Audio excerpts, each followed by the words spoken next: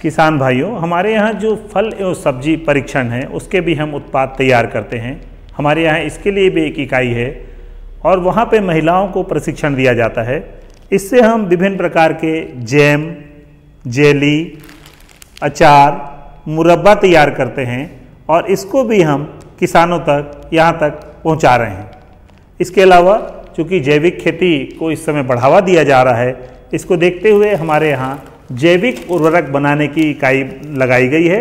इसमें हम rhizobium culture, PSB, Azotobacter, एजोस्पाइरलम जैव उर्वरक तैयार करते हैं और बहुत ही कम लागत में हम इसको किसानों तक पहुंचाने का प्रयास कर रहे हैं तथा इसके बारे में हम विभिन्न कृषि विज्ञान केंद्रों के माध्यम से किसानों को सलाह देते हैं कि जैविक खेती के लिए इनका प्रयोग जरूर करें। इनकी कीमत भी कम होती है, इससे मृदा की उर्वरा शक्ति भी बने रहती है। इसी कड़ी में हमारे यहाँ एक छत्तीसगढ़ खेती त्रैमासिक पत्रिका का प्रकाशन किया जाता है। ये इसकी वार्षिक सदस्यता शुल्क हम लेते हैं और किसानों को घर बैठे उनके घर के पते से हम इनको पहुंचाने का कार्य करते हैं। ये त्रैमासिक पत्रिका है और इसमें जो लेटेस्ट जो नवीनतम जानकारी है उसको हम किसानों तक पहुंचाते हैं। हमारे यहाँ एक कृषि अभियांत्रिकी संकाय में एक इकाई है जिसमें कि हम किसानों हेतु छोटे छोटे कृषि यंत्र, खासकर बैल चालित हस्तचालित कृषि यंत्र बनाते हैं। ये जो मेरे हाथ में देख रहे हैं मेज सेलर है, ये मक्के के दाने को निकालने का काम करता है। जब हम इसमें मक्के को घुमाते हैं तो उसका दाना आसानी से निकल जाता है और इसकी भी बहुत अच्छी डिमांड हमारे किसान भाइयों से आती है। हमारा उद्देश्य है कि हम इस कृषि उत्पाद केंद्र की सहायता से हम इस उत्पाद को किसानों तक पहुँचाएँ।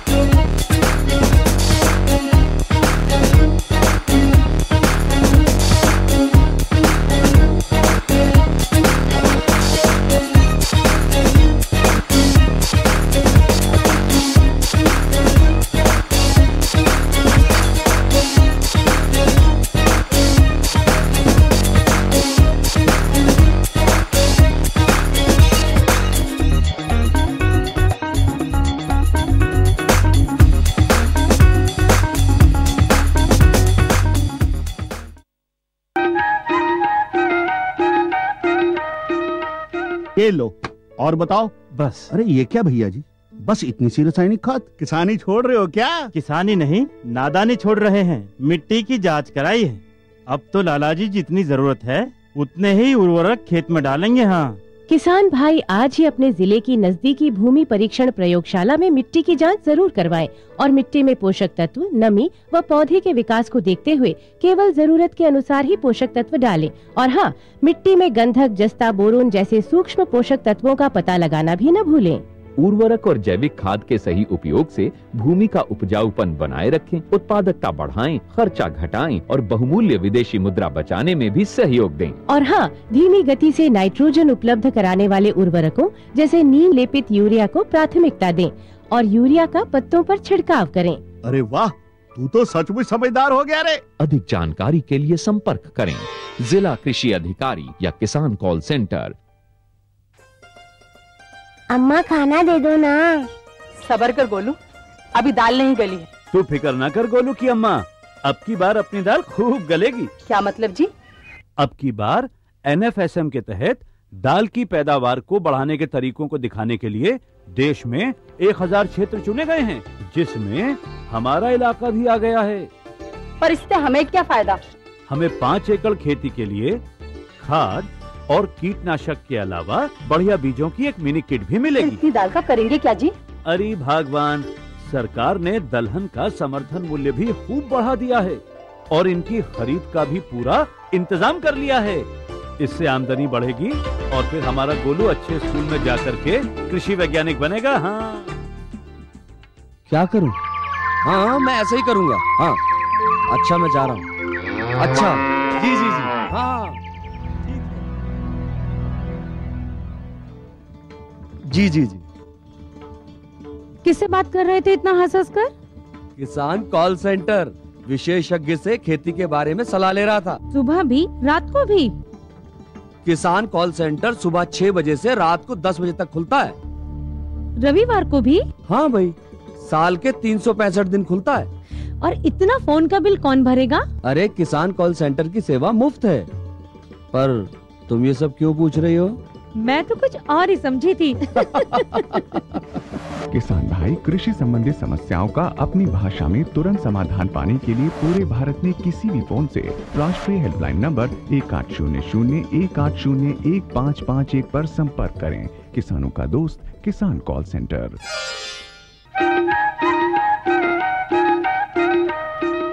कृषि दर्शन देखैया जम्मू संगवारी किसान भाई मल्ला जय जोहार। संगवारी हो कहे जाते कि उत्तम खेती मध्यम बान अधम नौकरी भीख निदान, यानी खेती ला उत्तम कहे गए, युग युग से खेती ला उत्तम कहे गए संगवारी। और बिल्कुल सच्चाई संगवारी आप मैं जाना था कि एक ठन खेती ओला पुरखा के पुरखा करत आवत है और पुरखा के पुरखा ये धरती है ओकर भरन पालन और पोषण करत जाते। यानी खेती है यानी धरती है महतारी, और ये महतारी है जौन हमन मांगथन वो देते, लेकिन एमा मेहनत की कमी हो जाती संगवारी हो, नियम और विधि की कमी हो जाती। जिसे हमारे किसान भाई हो जाना था अपन कि वैज्ञानिक मन जोन बात ला बताते, वैज्ञानिक आधार ला लेके अगर हमन खेती करबो तो बहुत ज्यादा फायदा लाभ और आमदनी कमाबो। खेती जब हमन करथन खासकर सब्जी के जब हमन खेती करथन संगवारी हो तो बारीक बात ला ध्यान रखना चाहिए। जैसे आज के हमारे कार्यक्रम के विषय है करेला के उन्नत खेती। करेला के खेती ला करना है तो सबले पहली बात आती है भूमि के तैयारी की।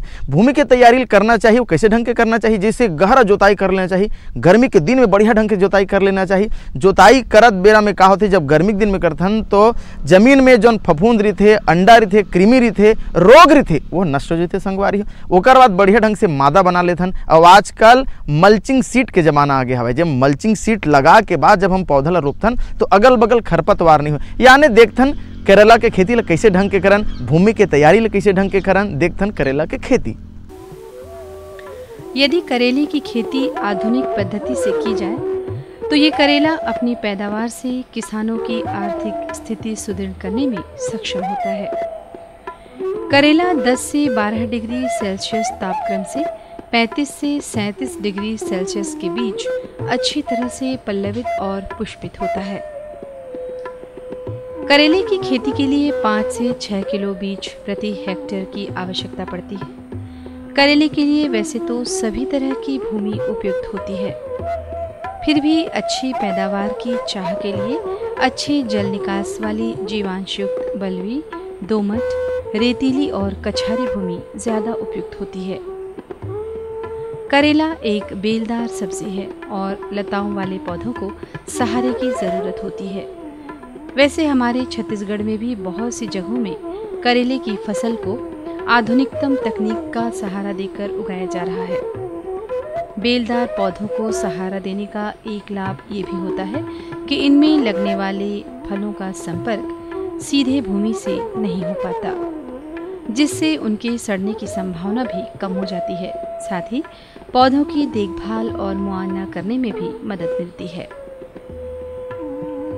प्रक्षेत्र की तैयारी के लिए खेत की अच्छी तरह से जुताई करनी चाहिए। साथ ही पाटा चलाकर मिट्टी को भुरभुरा बना लेना चाहिए। इसी समय वांछित आकार की क्यारियां भी तैयार कर लेना चाहिए।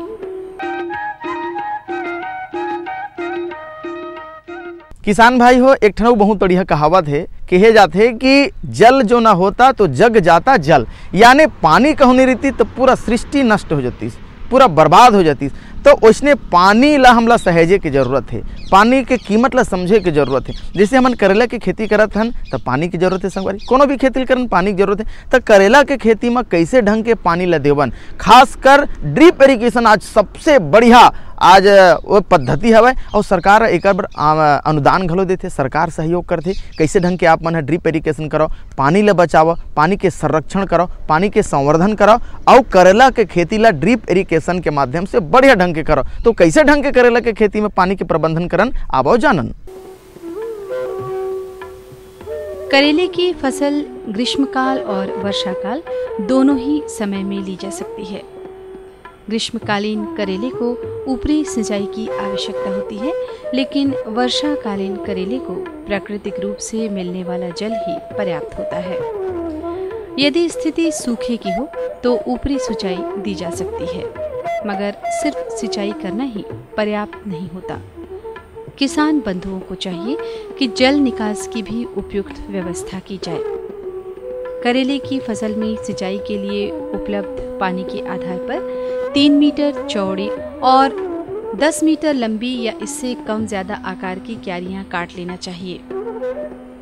सिंचाई के उपरांत जल निकासी हो सके इसके लिए भी नालियां काट लेना चाहिए। जल की कमी वाले क्षेत्र के किसान को भी कुछ न कुछ व्यवस्था करनी होती है, जैसे मूंगफली का छिलका या भुट्टे का भूसा वगैरह की पलवार बिछा दें, जिससे कि जल की अपव्ययता पर बहुत हद तक अंकुश लगाया जा सकता है।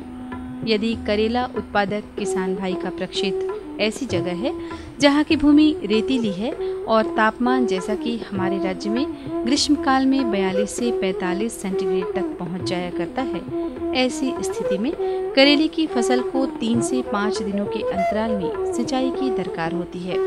और जिन किसान भाइयों के प्रक्षेत्र की भूमि भारी और मध्यम हो, वहां 8 से 10 दिनों के अंतराल पर भी सिंचाई दी जा सकती है। सिंचाई के लिए टपक पद्धति का इस्तेमाल भी किया जा सकता है।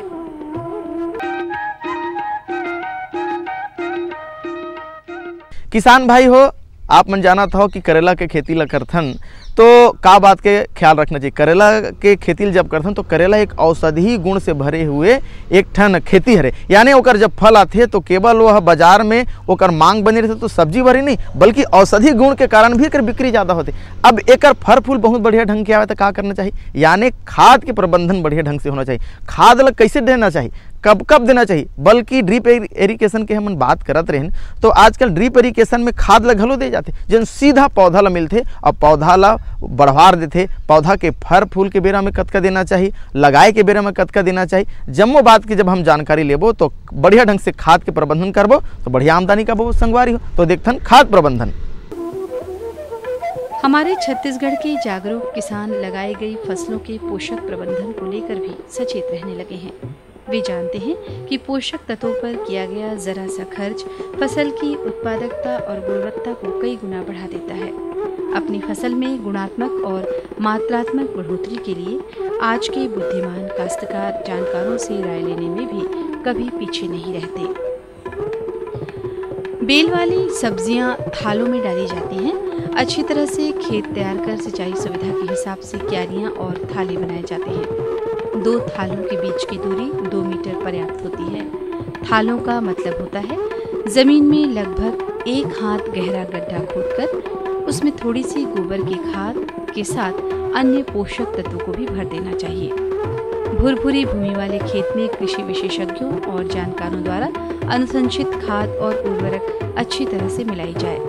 अच्छी उपज के लिए 200 क्विंटल गोबर की खाद, 100 से 120 किलोग्राम नाइट्रोजन, 50 से 60 किलोग्राम स्फूर और 25 किलोग्राम पोटाश आवश्यक होता है।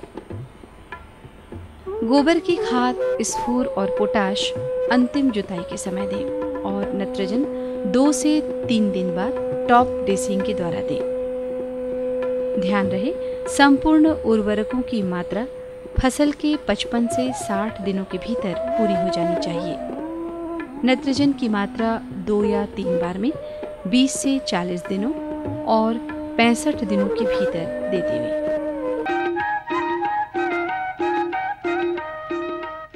किसान भाई हो, जैसे कि आप मन जानते हो कि बहुत बढ़िया ढंग से हमन मेहनत करें, बढ़िया ढंग से हमन पौधा लगाएं, तैयार करें, पानी दें, खातू दें और ओकर बाद फर फूल के बेरा आगे और वो फर फूल के बेरा में कहूँ रोग आगे, व्याधि आगे। जैसे आपन देखा था कि बीमारी जब आ जाते है तो पौधा के कलर हा, फर और फूल प्रभावित तो करबे करते, यानी रोग हा। तो देख लो अपन कैसे पीला पड़ गया हवा, ये में बीमारी आगे हवा। अब ये बीमारी है पौधा नष्ट करी, पौधा जब नष्ट होती तो फर और फूल तो आवे नहीं करे संगवारी हो। तो हम लोग बीमारी ला जानना है, बीमारी ला समझना है और बीमारी ला समझ के ओकर नियंत्रण करना है। तो देखथन रोग नियंत्रण। करेले के बीज को बोने से पहले उसका बीजोपचार किया जाना चाहिए। बीजोपचार करने से फफूंद जनित रोगों से करेले को काफी हद तक बचाए रखा जा सकता है।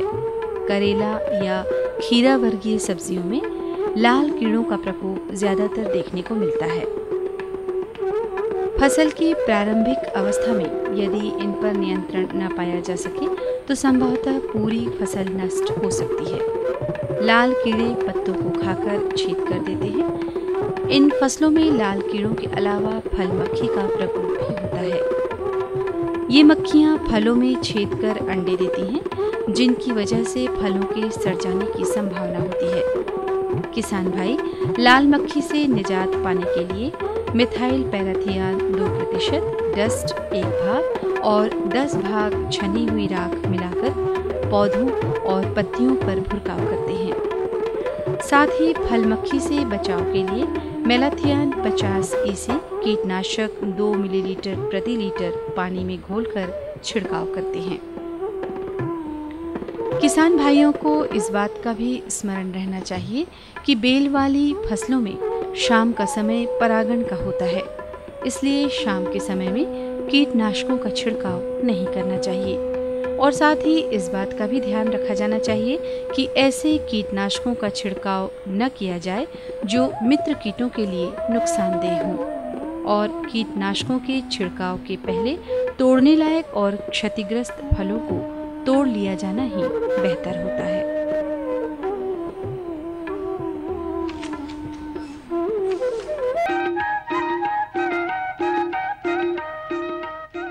कहाँ के साधुओं में जंगल उजाड़ा थे, अमृत पिला के बाबा नर नारी तारा थे।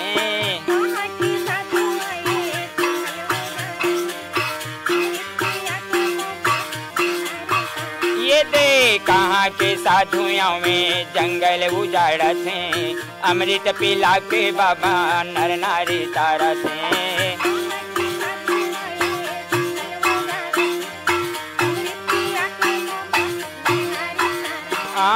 अमृत पिला के बाबा नर नारी तारे ना, अमृत पिला के बाबा नर नारी तारा थे। अमृत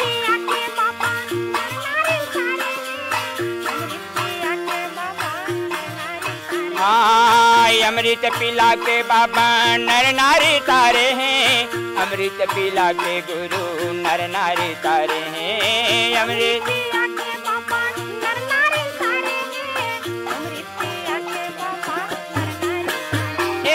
कहाँ के साधुओं में जंगल उजाड़ा थे, अमृत पिला के बाबा नर नारी तारा थे।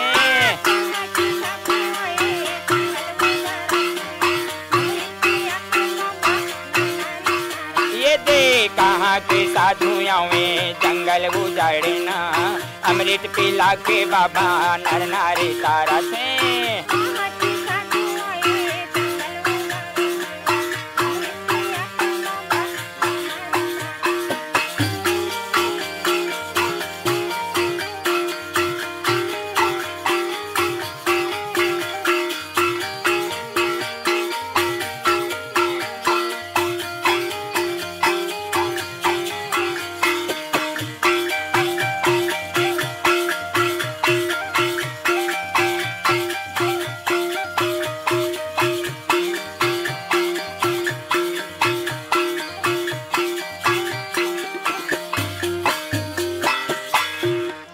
चारों चपरासी जाके राजल बतावत हैं, सुनकर राजा गा गुस्सा हो जावत हैं, सुनकर राजा गा गुस्सा हो जावत है। चारों चपरासी जाके राजल बतावत हैं, सुनकर राजा गा गुस्सा हो जावत है, सुनकर राजा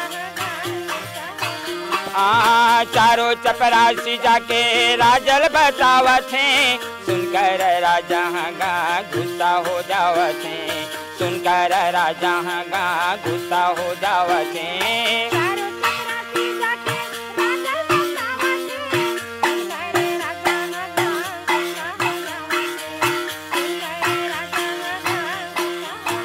ये दे कहाँ के साधुओं में जंगल उजाड़ा थे, अमृत पिला के बाबा नर नारी तारा थे।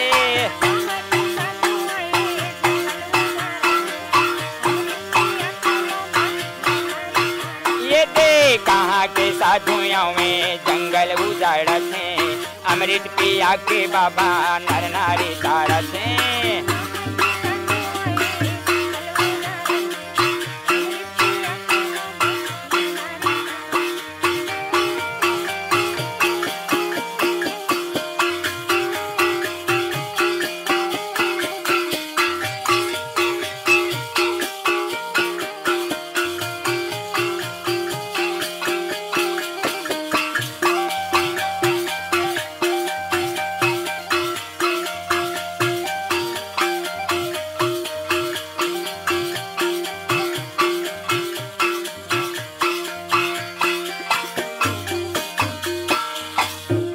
हाथ में हथकड़ी धरला धरला पाँव के बेलीला नहीं आही ते उला लाहो बरपेली माँ नहीं आही ते उला लाहो बरपेली माँ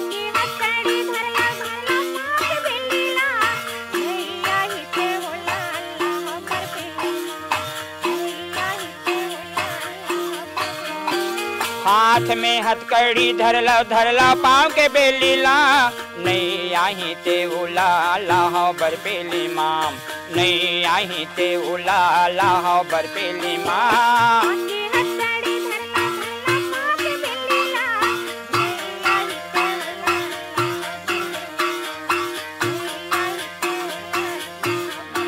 ये दे कहाँ के साधुओं में जंगल उजाड़ा थे अमृत पिया के बाबा नर नारी तारा थे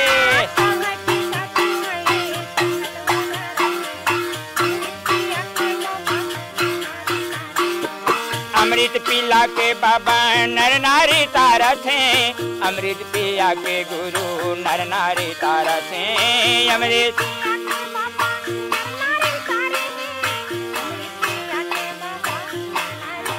ये दे कहाँ के साधुओं में जंगल उजाड़ा थे अमृत पिला के बाबा नर नारी तारा थे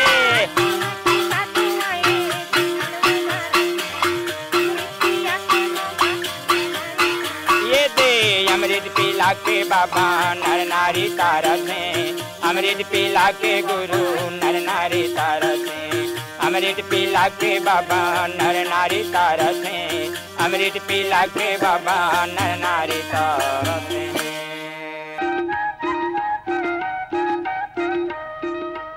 किसान भाइयों अभी हमन देखत रहें करेला के खेती ला कैसे ढंग के करन बढ़िया ढंग से करेला के पौधा लगावन। करेला है एक नार वर्गीय फसल है संगवारी यानी ओला चढ़ाए बढ़िया ढंग से मड़वा तैयार करन बांस और बम्बू ला गड़िया के तार खींच के रखन ताकि ओमा बढ़िया ढंग से नार हा चढ़ाए और हमला फर और फूल देखे में टोरे में सोहलियत होए। ओकर बाद खाद प्रबंधन के बाद देखें पानी के बात ला देखें जम्मो बारीक बात ला हमन देखें और आपो मन हा देख के एकर फायदा जरूर उठाऊ संगवारी बढ़िया ढंग से करेला के उन्नत खेती करे और लाभ कमाऊ। अवैया बेरा में नवा जानकारी नवा विधि नवा तकनीक के साथ आपन के बीच में फिर हाजिर होबो। तब तक द विदा। जय जोहार।